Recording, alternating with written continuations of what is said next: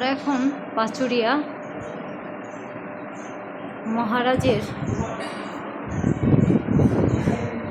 সাক্ষাৎ ভবনে, যেখানে মহারাজ বসেন। এই সিংহাসনটিতে বসে সাক্ষাৎ দেন।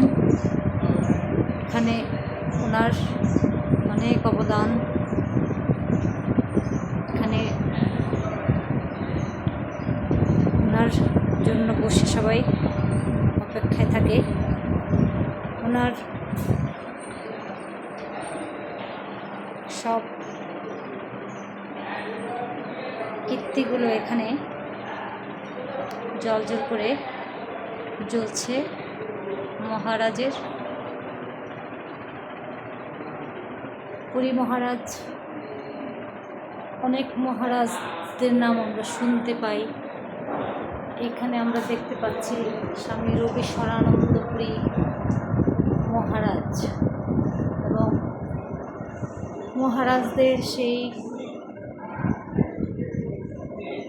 নৈপুণ্যতা আমরা অবলোকন করছি। এখানে আমরা ওনার একটু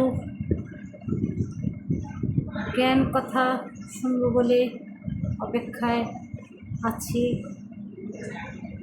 আমরা পটিয়া পাচুরিয়া